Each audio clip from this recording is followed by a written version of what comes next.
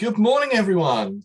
Welcome to the morning devotional. Today's Monday, the 14th of March, and we're continuing our journey through Luke's Gospel.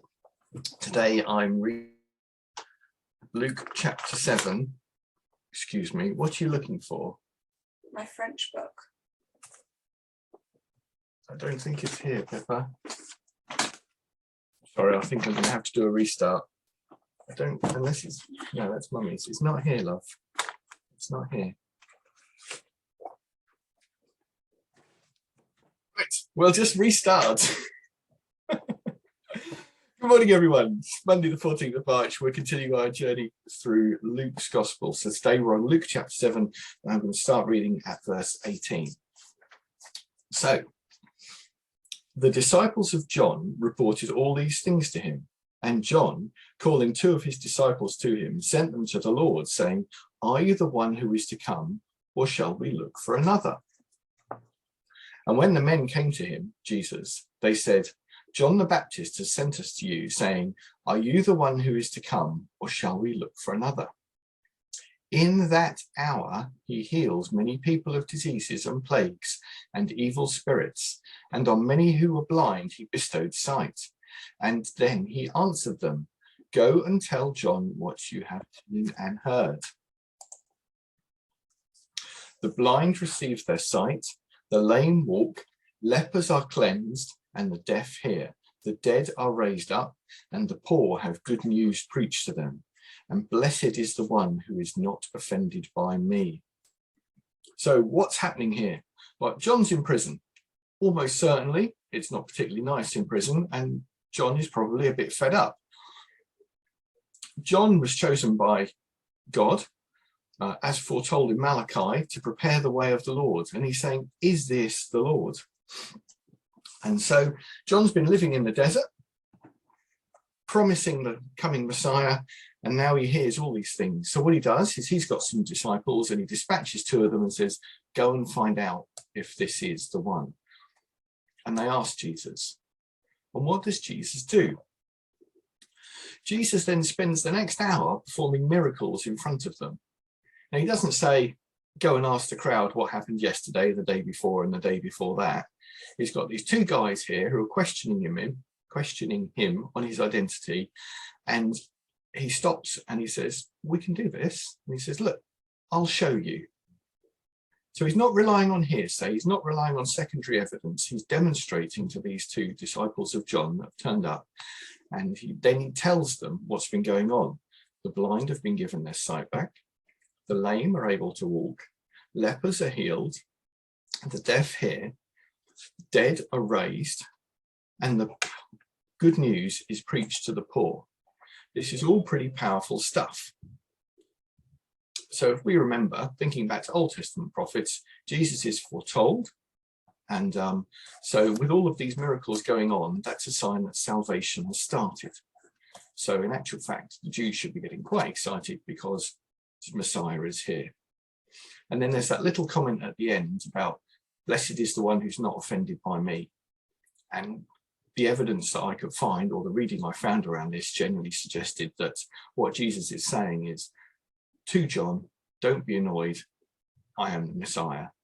Don't push your own salvation away at this point. Don't be offended by this. I'm not trying to usurp all the miracles that you've done and all the baptisms that you've given out. I am the one you are preparing the way for. So then John's disciples leave, and it continues. When John's messengers had gone, Jesus began to speak to the crowds concerning John. "What did you go out into the wilderness to see?" Remembering, of course, that John was out in the desert, and that's where he did his baptisms. "What did you go out into the wilderness to see? A reed shaken by the wind? What then did you go out to see? A man dressed in soft clothing? Behold, those who are dressed in splendid clothing live in luxury in the king's court. What then did you go out to see? A prophet? Yes, I tell you, and more than a prophet, for this is whom it is written, 'Behold, I send my messenger before your face, who will prepare your way before you.' I tell you, among those born of women, none is greater than John. Yet the one who is the least in the kingdom of God is greater than he.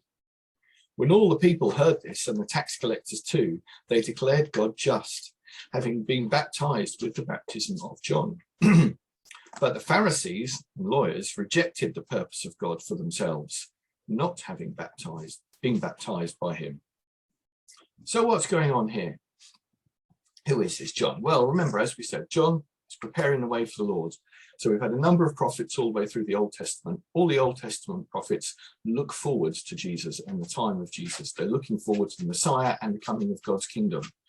John is the last one of those, having been foretold by previous prophets as well. So he's got kind of a special place. He not only is the last one that's promising about the coming Jesus, but he also gets to meet him too, which is when you think about some of the things Al was saying yesterday. You can pray for something all your life and it might never happen. Imagine if you've got the prestige of promising that the Messiah is coming to liberate the world, and then he turns up. How cool is that?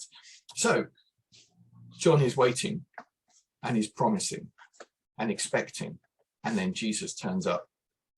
Jesus is starting the whole new covenant. So we're going to live by grace, and we're going to be able to have a direct relationship with God. So we're on this cusp of change. So John is the greatest of all the people that have lived so far, but even the smallest person in the New Testament has that more direct relationship with God, and hence is greater than John. I think that's my understanding of it. So then the people, of course, who have got a great deal to gain from this, who realize that they're sinners in the eyes of the law, go, woo, this is great.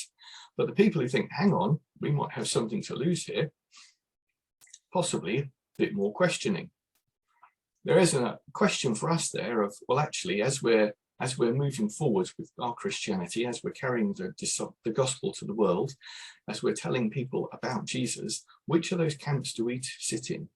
Do we sit in the, actually, we realize that we're sinners, but at the same time, we're saved. So we're saints that make mistakes.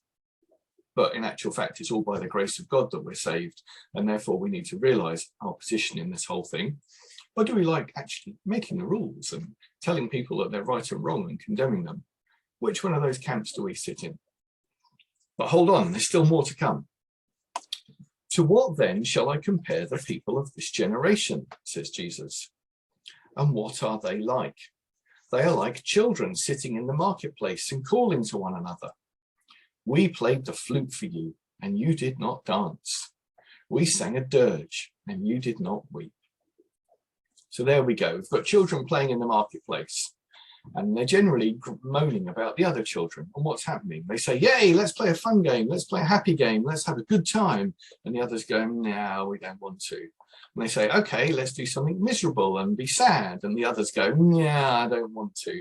So there's always that criticism there and that not wanting to join in.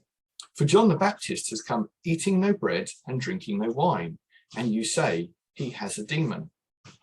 The Son of Man has come eating and drinking, and you say, look at him, a glutton and a drunkard, a friend of tax collectors and sinners. So there it is, Jesus is explaining it more himself.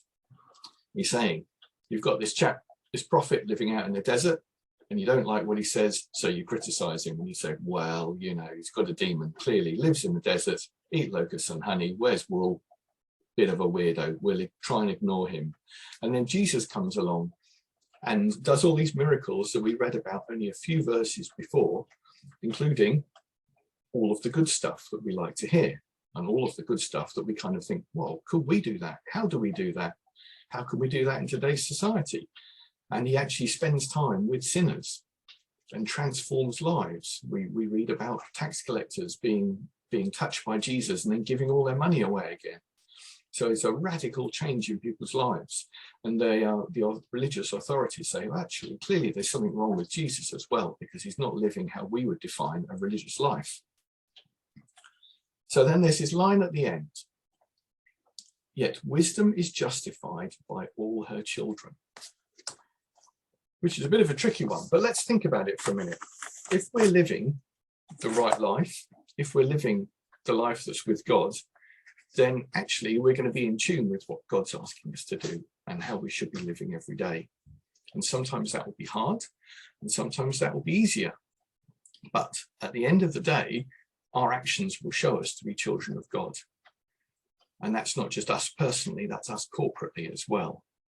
Are we doing all the things that God would want from us? Are we looking out for society? So, really, keep going on things every day. It's going to be hard, and your actions will show the world your relationship with God. And that's all I have for you this morning. Thank you very much.